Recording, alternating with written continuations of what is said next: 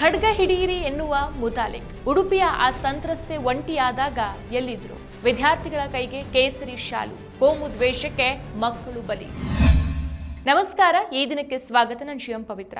ರಾಜ್ಯದಲ್ಲಿ ಮತ್ತೊಮ್ಮೆ ಶಿಕ್ಷಣ ಸಂಸ್ಥೆಗಳ ಆವರಣವನ್ನ ಧಾರ್ಮಿಕ ಮತ್ತು ರಾಜಕೀಯ ಜಿದ್ದಾಜಿದ್ದಿನ ಕಣವನ್ನಾಗಿ ಮಾಡೋಕೆ ಸಿದ್ಧತೆಗಳು ನಡೀತಾ ಇದೆ.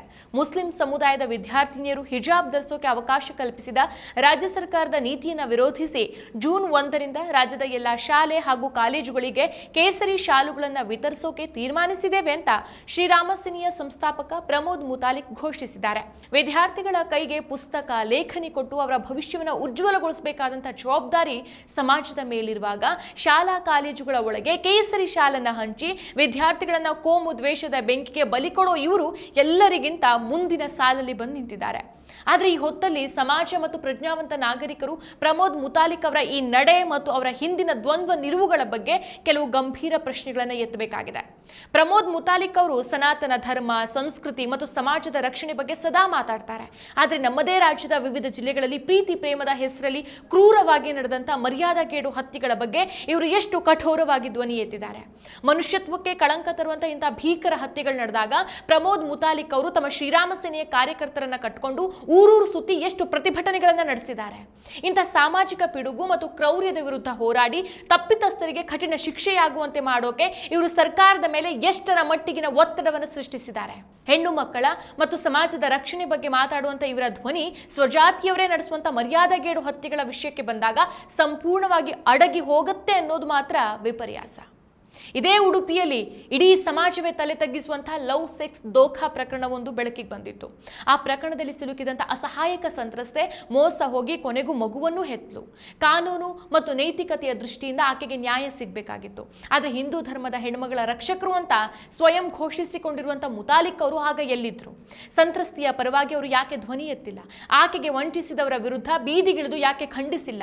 ಕೇವಲ ರಾಜಕೀಯ ಲಾಭ ಸಿಗುವ ಅಥವಾ ಕೋಮು ಧ್ರುವೀಕರಣಕ್ಕೆ ನೆರವಾಗುವಂತಹ ವಿಷಯಗಳನ್ನಷ್ಟೇ ಆಯ್ದುಕೊಂಡು ಹೋರಾಟ ಮಾಡುವ ಇವರ ಮನಸ್ಥಿತಿಗೆ ಈ ಘಟನೆ ಅತ್ಯುತ್ತಮ ಉದಾಹರಣೆ. ಮಾತೆತ್ತಿದ್ರೆ ಸಾಕು ಸಮಾಜದಲ್ಲಿ ದ್ವೇಷದ ಭಾಷಣಗಳನ್ನು ಉಗುಳುವಂತ ಕಡು ಕೋಮುವಾದಿಗಳಾದ ಪ್ರಮೋದ್ ಮುತಾಲಿಕ್ ಹಾಗೂ ಚೈತ್ರ ಕುಂದಾಪುರ್ ಅವರ ಮೇಲಿದ್ದಂತ ಅನೇಕ ಕ್ರಿಮಿನಲ್ ಪ್ರಕರಣಗಳನ್ನು ರಾಜ್ಯ ಸರ್ಕಾರ ವಾಪಸ್ ಪಡೆದಿದೆ. ಇದು ಕಾನೂನು ಸುವ್ಯವಸ್ಥೆಗೆ ಮತ್ತು ನ್ಯಾಯದ ಪರಿಕಲ್ಪನೆಗೆ ಧಕ್ಕೆ ತರುವಂತ ನಿರ್ಧಾರ. ಇಂತಹ ಪ್ರಚೋದಕ ನಾಯಕರಿಗೆ ಸರ್ಕಾರದ ರಕ್ಷಣೆ ಸಿಗ್ತಾ ಇರೋದ್ರಿಂದಾನೇ ಇವರು ಸಮಾಜದಲ್ಲಿ ಮತ್ತಷ್ಟು ವಿಷಬೀಜ ಬಿತ್ತೋಕೆ ಧೈರ್ಯ ಮಾಡ್ತಾ ಇರೋದು.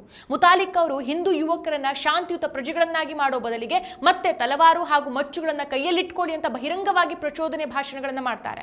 ಅಷ್ಟೇ ಅಲ್ಲ, ಪ್ರತಿ ಹಿಂದೂ ಕುಟುಂಬ ಸದಾ ತಮ್ಮ ರಕ್ಷಣೆಗೆ ಅಂತ ಮನೆಯಲ್ಲಿ ಖಡ್ಗವನ್ನು ಹೊಂದಿರಬೇಕು ಅಂತ ಹೇಳೋ ಮೂಲಕ ಜನರಲ್ಲಿ ಹಿಂಸಾಚಾರದ ಪ್ರವೃತ್ತಿಯನ್ನು ಬಿತ್ತುತ್ತಾರೆ.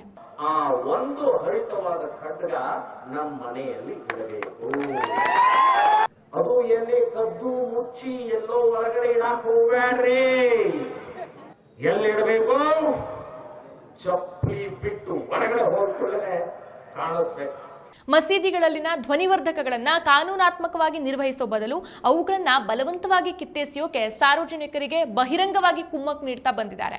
ಅಯೋಧ್ಯೆಯಲ್ಲಿ ಶ್ರೀರಾಮನ ಮಂದಿರದ ಮರುನಿರ್ಮಾಣ ಕಾರ್ಯ ನಡೀತಾ ಇರುವಾಗ ಆ ಕಟ್ಟಡದ ಕೆಲಸಕ್ಕೆ ನೇಮಕಗೊಂಡಿದ್ದಂತ ಮುಸ್ಲಿಂ ಗುತ್ತಿಗೆದಾರರನ್ನ ಹಾಗೂ ಮುಸ್ಲಿಂ ಕಾರ್ಮಿಕರನ್ನ ಅಲ್ಲಿಂದ ತಕ್ಷಣವೇ ಕೈ ಬಿಡಬೇಕು ಅಂತ ಇದೇ ಪ್ರಮೋದ್ ಮುತಾಲಿಕ್ ಆಗ್ರಹಿಸಿದ್ರು.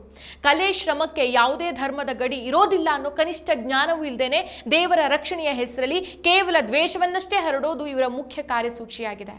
ದೇಶದ ಅತಿ ದೊಡ್ಡ ಶಿಕ್ಷಣ ಹಗರಣಗಳಲ್ಲಿ ಒಂದಾದಂಥ ನೀಟ್ ಪ್ರಶ್ನಾಪತ್ರಿಕೆ ಸೋರಿಕೆ ಪ್ರಕರಣದಿಂದಾಗಿ ಇಡೀ ದೇಶದಾದ್ಯಂತ ಸುಮಾರು 23 ಲಕ್ಷ ನೀಟ್ ವಿದ್ಯಾರ್ಥಿಗಳು ತಮ್ಮ ಭವಿಷ್ಯ ನಾಶ ಆಗ್ತಾ ಇರೋದನ್ನ ಕಂಡು ಕಣ್ಣೀರು ಹಾಕ್ತಿದ್ದಾರೆ. ಪರೀಕ್ಷೆಗಾಗಿ ಹಗಲಿರುಳು ಶ್ರಮಿಸಿದಂಥ ಲಕ್ಷಾಂತರ ಪ್ರತಿಭಾವಂತ ಹಿಂದೂ ವಿದ್ಯಾರ್ಥಿಗಳು ಸೇರಿದಂತೆ ಎಲ್ಲಾ ಸಮುದಾಯದ ಯುವಕರು ಇಂದು ಬೀದಿಗಿಳಿದು ಹೋರಾಟ ಮಾಡ್ತಿದ್ದಾರೆ. ಹಲವರು ನೊಂದು ಆತ್ಮಹತ್ಯೆಯೂ ಮಾಡಿಕೊಂಡಿದ್ದಾರೆ. ಇಂಥ ಗಂಭೀರ ಸಂದರ್ಭಗಳಲ್ಲಿ ವಿದ್ಯಾರ್ಥಿಗಳ ಭವಿಷ್ಯದ ಪರವಾಗಿ ಮಾತಾಡೋಕೆ ಪ್ರಮೋದ್ ಮುತಾಲಿಕ್ ಅವರ ಬಾಯಿಯಿಂದ ಒಂದೇ ಒಂದು ಮಾತು ಹೊರಬಂದಿಲ್ಲ. ಲಕ್ಷಾಂತರ ಯುವಕರ ಬದುಕು ಕತ್ತಲಲ್ಲಿ ಸರಿತಾ ಇರುವಾಗಲೂ ಇವರು ಒಂದೇ ಒಂದು ಹೇಳಿಕೆಯನ್ನು ಕೊಟ್ಟಿಲ್ಲ. ಶಿಕ್ಷಣ ಸಂಸ್ಥೆಗಳು ವಿದ್ಯಾರ್ಥಿಗಳಿಗೆ ಉತ್ತಮ ಸಂಸ್ಕಾರ, ಜ್ಞಾನ, ಸಮಾನತೆಯನ್ನು ಕಲಿಸುವಂಥ ಪವಿತ್ರ ತಾಣಗಳಾಗಬೇಕು. ಆದರೆ ವಿದ್ಯಾರ್ಥಿಗಳ ನೈಜ ಸಮಸ್ಯೆಗಳಾದ ಪರೀಕ್ಷಾ ಅಕ್ರಮ, ಉದ್ಯೋಗದ ಕೊರತೆ ಅಥವಾ ಶೈಕ್ಷಣಿಕ ಸೌಲಭ್ಯದ ಬಗ್ಗೆ ಧ್ವನಿ ಎತ್ತದ ಸಂಘಟನೆಗಳು ಕೇವಲ ಧರ್ಮದ ಹೆಸರಲ್ಲಿ ವಿದ್ಯಾರ್ಥಿಗಳ ನಡುವೆ ಗೋಡೆಗಳನ್ನು ನಿರ್ಮಿಸೋಕೆ ಮುಂದಾಗ್ತಾ ಇರೋದು ದುರದೃಷ್ಟಕರ. ಹಿಜಾಬ್ ಮತ್ತು ಕೇಸರಿ ಶಾಲಿನ ರಾಜಕೀಯದ ಮೂಲಕ ಮಕ್ಕಳ ಮನಸ್ಸಲ್ಲಿ ಕೋಮು ದ್ವೇಷದ ವಿಷಬೀಜ ಬಿತ್ತುವಂತಹ ಪ್ರಮೋದ್ ಮುತಾಲಿಕ್ ಅಂತವರನ್ನ ಸಮಾಜ ಮುಕ್ತವಾಗಿ ಪ್ರಶ್ನಿಸಬೇಕು. ಯುವ ಜನತೆಯ ಭವಿಷ್ಯವನ್ನ ಇಂತಹ ಕೋಮು ರಾಜಕಾರಣಕ್ಕೆ ಬಲಿ ಕೊಡೋದನ್ನ ನಾವೆಲ್ಲರೂ ಒಟ್ಟಾಗಿ ತಡೆಹಿಡಿಬೇಕು. ಮತ್ತಷ್ಟು ವಿಶೇಷ ವಿಡಿಯೋಗಳನ್ನು ನೋಡಲು ಮತ್ತು ಹೊಸ ವಿಡಿಯೋಗಳ ಬಗ್ಗೆ ತಿಳಿಯಲು ಈ ದಿನ .com ಯೂಟ್ಯೂಬ್ ಚಾನೆಲ್ ಸಬ್ಸ್ಕ್ರೈಬ್ ಮಾಡಿ ಮತ್ತು ಬೆಲ್ ಐಕಾನ್ ಕ್ಲಿಕ್ ಮಾಡಿ.